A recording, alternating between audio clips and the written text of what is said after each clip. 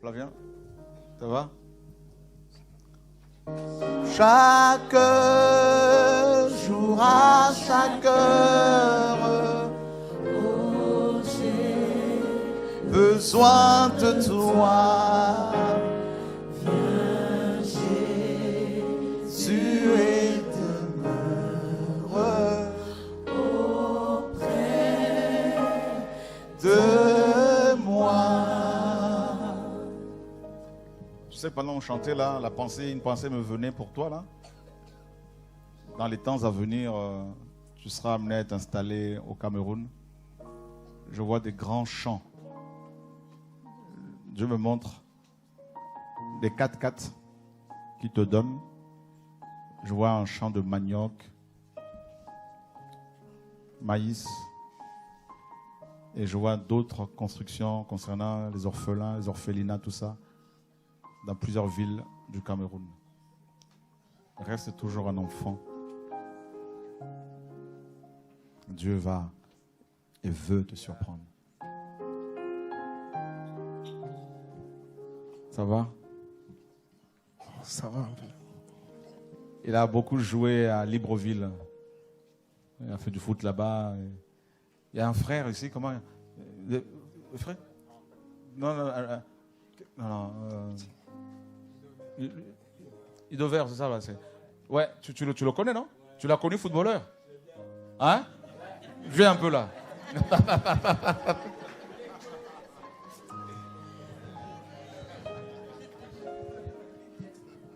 Parce que les gens pensent que non, il n'était pas footballeur, c'est ça. Mais...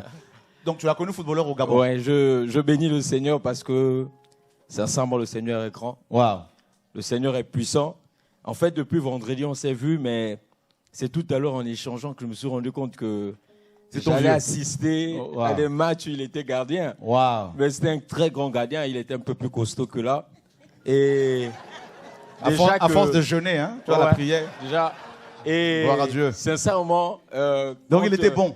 Très bon, mais voici pourquoi on l'avait surnommé Barthez. Ah bon? Donc, oui. Mais tu me l'as déjà dit ça? Mais pourquoi tu m'as caché des belles choses comme ça? Vraiment, il était à Manga Sport, je crois bien, c'est à Mwanda, c'est-à-dire dans la province du Haut-Togo.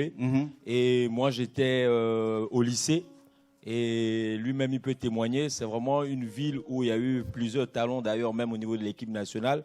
Et souvent, j'allais regarder vraiment les matchs. Et il était gardien de but et très bon. Et je me souviens même de ses coéquipiers. Plusieurs, d'ailleurs, je ne vais pas donner les noms, mais on a discuté, lui-même, il le sait. Et pour moi, c'est une joie. C'est vraiment une joie de savoir qu'il a donné sa vie au Seigneur.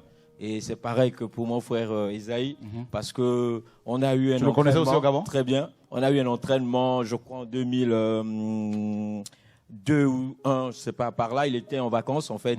Voilà, il était rentré au Gabon et au stade de la Fopi, où son papa travaillait. Donc, on avait eu à s'entraîner parce que mes cousins, en fait, ils se connaissent très bien même. Donc, du coup, quand je le vois comme ça... Comment on l'appelait là-bas? Shiva, comment? Ouais, Shiva Star. Donc, Shiva Star. Et c'était un grand buteur aussi du pays, parce qu'il faut dire que, je crois, la CAN 2000, 2000 ou 2002, 2012. Non, là, tu marques en Afrique du Sud 2000, voilà, avec Cousin, tout ça là. Et vraiment, c'est parce que moi aussi, j'aimais le foot, mais bon, à cause des études, j'ai dû arrêter. Et c'est des grands, vraiment, que je regardais et savoir qu'aujourd'hui, ils ont donné leur vieux Seigneur. Personnellement, je suis boosté, quoi. Je vous assure que je dirais que c'est un nouveau départ. J'étais déjà attaché, mais c'est encore... en fait, je découvre que dans le Seigneur, vraiment, il y a des vagues, quoi. Et là, je saisis cette vague-là. Vraiment, je sais que beaucoup vont donner leur vie parce que c'est vrai ce qu'ils disent. Et c'est la vérité ce qu'ils disent. Barthez, il était intéressant, lui. Ouais. Il était très intéressant avec, je me souviens, tu vois, Herman Sakala. Voilà. Voilà. Après, avec les camarades, les meilleurs au Guy, parce qu'il y a d'autres, on était au lycée ensemble, parce que c'est une ville où beaucoup étudiaient, mais en même temps, ils jouaient. Et vraiment, ce qu'ils disent, c'est la vérité, c'est vrai. Gloire à Dieu. Ça, vraiment, des encouragements. Et voilà, il est attrapé. Ouais, il faut persévérant, quoi. Esaïe, persévérant, c'est...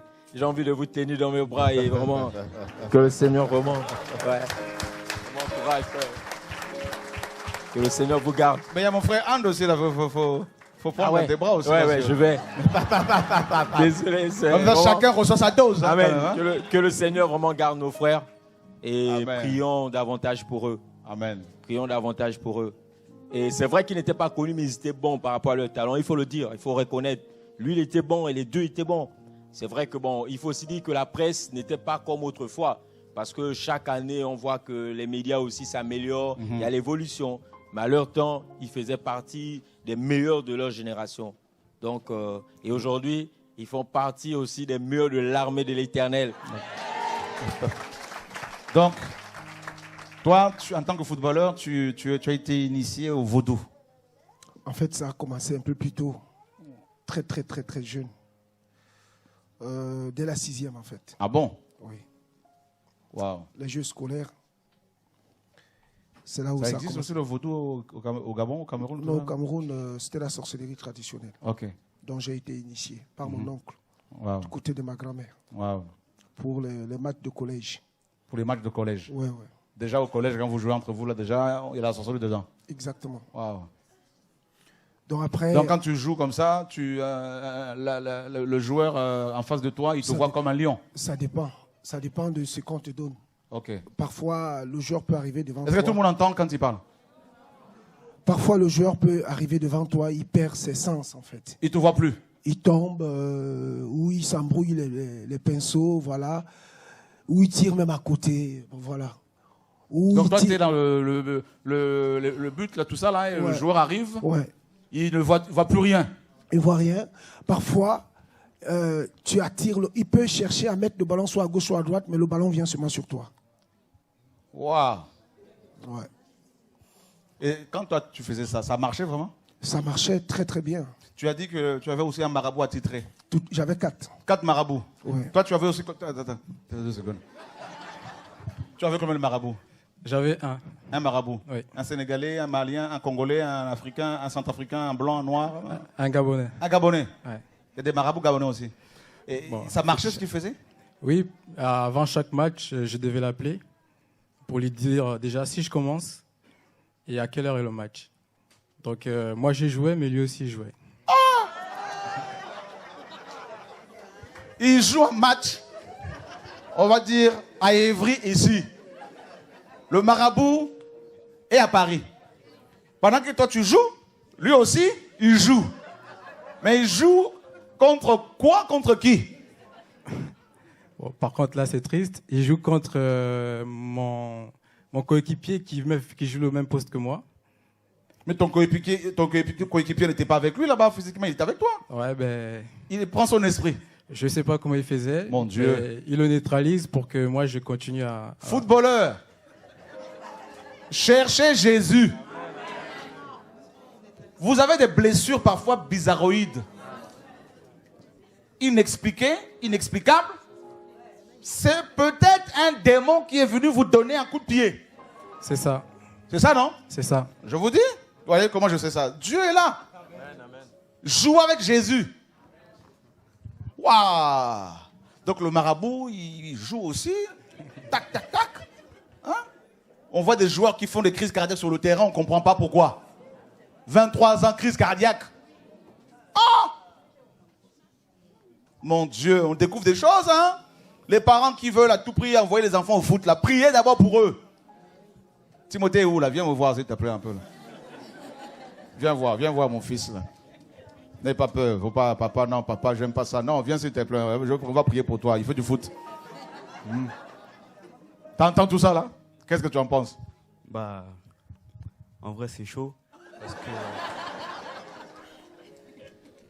En fait, on peut être derrière la télé, on voit les grands joueurs jouer, tout ça, mais en fait, le vrai monde, c'est celui-là, en fait.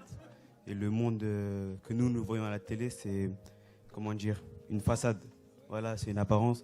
Et le vrai monde football, c'est ce qui dénonce aujourd'hui. Eh ben, au nom de Jésus. Ça va aller. Gloire à Dieu.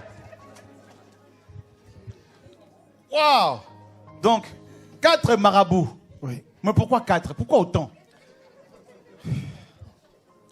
En fait, ça devient comme une addiction.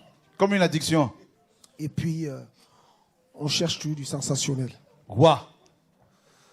Voilà. Donc tu disais les marabouts, Flavien, tu disais, avant-hier, je ne sais plus, que ces marabouts pouvaient prédire L'issue du match. les matchs, tout ça.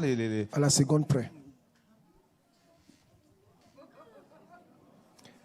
Donc leurs prédictions s'accomplissaient parfois. En fait, moi, je croyais au départ que Satan était plus fort que Dieu, Jésus. Tu croyais ça? Oui.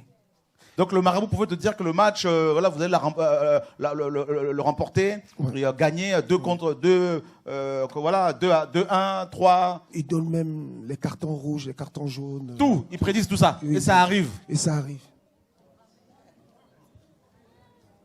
Donc, après, on est pris prisonnier parce que on voit que ça marche. Et voilà, bon, je tiens quand même à dire que tous les footballeurs ne sont pas des sorciers. Il y a des footballeurs qui craignent Dieu, qui ne touchent pas à ça. Mais c'est une minorité. Il n'y en a pas beaucoup, quoi. Il n'y en a pas beaucoup. Mais il y en a. Il y en a. Donc, quand on tombe dans ça, moi je me rappelle en 2000, je suis sorti meilleur gardien du championnat gabonais. Tu es sorti d'un championnat, ouais. Ouais, 2 années successives. J'étais meilleur gardien du championnat. Tu étais le meilleur gardien. Oui. Et parce que tu avais 4 marabouts. Ah oui, entre autres. Ok. Entre autres. En fait, ces gens-là deviennent notre quotidien. C'est-à-dire, on devient tellement addict que ils nous prédisent tout, quoi. Ça quitte même parfois le domaine de sportif pour rentrer dans sa vie privée. Waouh. Ils te disent même comment te marier, comment faire les choses, tout ça. Exactement. Donc, on tombe dedans. On a fait des trucs et des tas de trucs. Je sais pas, on va dans les cimetières la nuit. Pour faire quoi au cimetière? Les gens sont morts là-dedans. Oui. Il y a des cadavres, des corps. On allait dans des cimetières pour invoquer des esprits et ça se manifestait. Tu les voyais se manifester là? Exactement.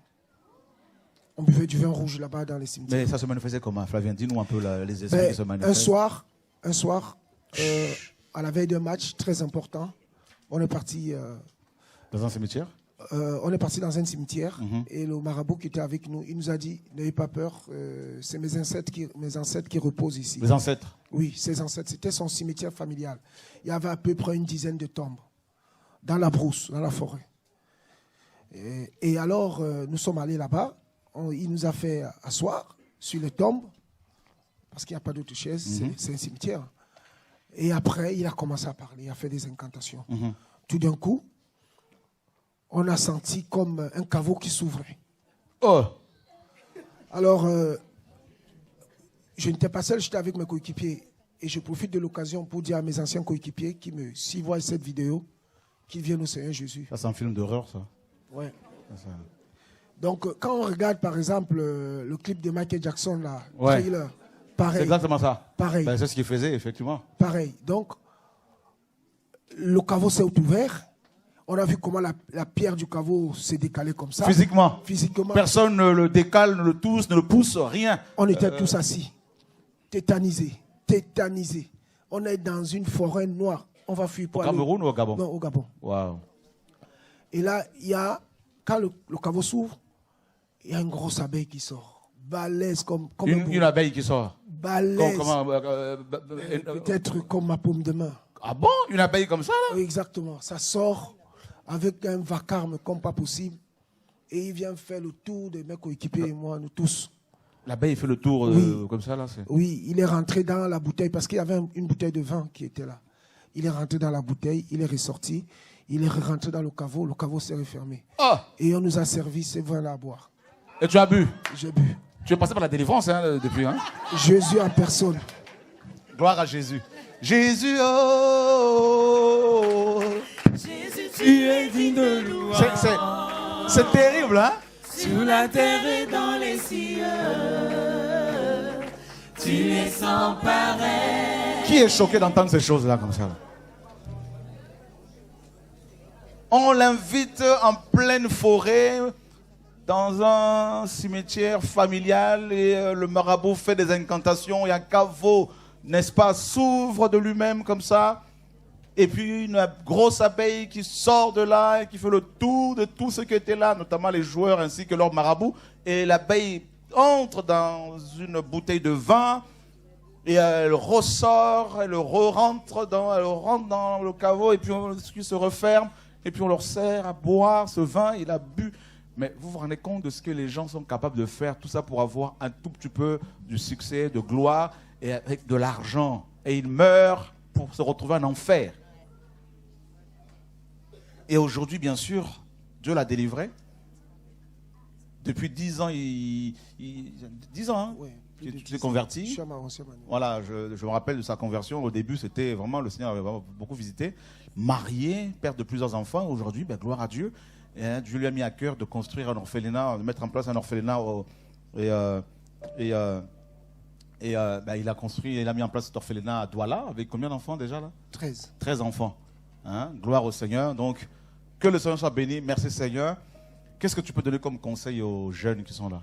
En fait, je voudrais surtout m'adresser aux parents. C'est Dieu qui donne la capacité. Nous, on croyait que c'est le marabout qui donnait la capacité à jouer au foot. Mais après, nous avons compris qu'en fait, c'est Jésus qui donne la capacité. Si un enfant a du talent à jouer au foot, qu'on l'accompagne, mais qu'on le laisse évoluer selon ce que Jésus a décidé. Il ne faut pas lui mettre la pression. Il ne faut pas lui mettre la pression. Parents, écoutez bien, hein, les parents. C'est la pression qui fait en sorte que certains parents même quittent ici, ils amènent les photos de leurs enfants en Afrique. Le dernier programme qu'on a eu au Cameroun, j'ai eu un songe où le Seigneur me disait, va prendre tes photos que tu as laissées chez le marabout. Les photos que tu as laissées chez le marabout, tu es parti les récupérer? Je les ai récupérées. Tu es parti le voir? Oui. Il a accepté de les donner? Il m'a donné. Il n'est pas mort, ce monsieur? Il voulait m'appeler mon fils. J'ai dit non. Il n'y a pas de mon fils.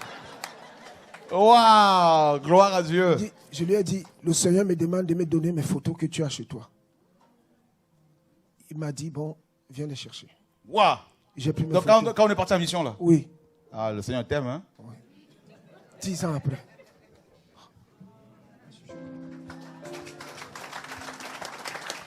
C'est beau. Donc, je disais aux parents, n'envoyez pas vos photos, les photos des enfants. C'est de la sorcellerie. Jésus, s'il veut que l'enfant joue au foot, il jouera au foot. Et j'ai dit aussi aux footballeurs qui sont ici, professionnels. Moi, je n'ai pas connu le monde professionnel parce que je me suis arrêté en CFA quand je suis arrivé ici. Ne faites pas le truc comme l'astrologie, c'est la même chose. C'est la même chose. Ici, c'est un peu maquillé, mais le résultat est le même. Ceux qui ne connaissent pas Jésus, je les invite à suivre Jésus. Et ceux qui le connaissent, de rester plus près encore à ses pieds. Et j'invite aussi à mes anciens coéquipiers, d'autres qui sont des sélectionneurs nationaux maintenant. Il y en a même, tu me disais, qui ont des rapports sexuels avec leur mère. Exactement. Voilà. Que tu connais? Oui, je connais, oui, personnellement. Donc, on les invite. Vraiment, il y a d'autres même qui ont fait disparaître les grossesses dans le ventre de leurs femmes. Des choses horribles. Je les invite de ne pas rester dans cet état, de venir à Jésus. Jésus ne nous juge pas. Jésus ne nous condamne pas. Il compatit, il nous nettoie et il nous donne une nouvelle identité. Donc, vraiment, je remercie le Seigneur pour ce qu'il a fait pour moi et pour mes frères. Waouh, gloire à Dieu, gloire à Dieu. Seigneur, merci. Mais tu vois, Flavien, moi je pense que vous avez beaucoup plus d'expérience que nous dans ce domaine. Je pense que c'est important quand même de faire, à moins que le Seigneur vous ne le demande pas, de faire des émissions pour conscientiser un peu les gens, pour sensibiliser la jeunesse, tu vois, donner, je sais pas, des gens qui peuvent recevoir des conseils pour éviter ces pièges, parce qu'il y a beaucoup de jeunes hein, qui font du foot. Qui fait du foot ici là? Qui fait du foot? Aujourd'hui, il y en a pas mal qui font du foot et qui nous écrivent tout ça, qui viennent nous voir. Donc il faut vraiment, je pense que ce serait une bonne chose de temps à autre de pouvoir faire des émissions pour parler de tout ça. Voilà. Il y a beaucoup de couples qui se brisent à cause de ça. Voilà. Vous voyez, il y a un frère, là, un footballeur là, qui a été vendu combien 20 millions. Hein. Donc c'est beaucoup d'argent qui sont gagnés, ça brasse beaucoup, des milliards, des millions. 20 millions, vous vous rendez compte? Un salaire de 2 millions parfois, 1 million par mois. 200 000 par mois, ça te tourne la tête. On a des frères qui sont agents de foot et ils ont besoin d'entendre ces choses-là pour qu'ils soient corrects, pour qu'ils soient vrais avec le Seigneur. Vous voyez? Parce que c'est beaucoup d'argent qui sont brassés. C'est pour cela que oui, ça fait un buzz. Mais Dieu se sert de ça, mon frère Esaïe, pour interpeller. Tu vois? Afin que son nom seul soit élevé, connu. Parce que David me disait tout à l'heure qu'il y a au moins 48 médias qui ont relayé cette information. C'est gloire à Dieu. Mais je crois que ça va continuer encore, ça va continuer parce qu'il faut faire des émissions là-dessus. Il y a des émissions sur le foot où les gens sont encouragés voilà, on leur donne des conseils, tout ça, des émissions païennes, hein. Mais pourquoi pas avoir des émissions comme ça? Moi, je pense que TV de vie est là. Il y a aussi Vivre l'Évangile, pour faire des émissions avec des frères de Niort là-bas. Et voilà, pourquoi pas aussi avoir une chaîne comme ça là, pour vraiment annoncer la parole aux footballeurs, aux sportifs. Donc il faut une vision comme ça, là, ça va aider.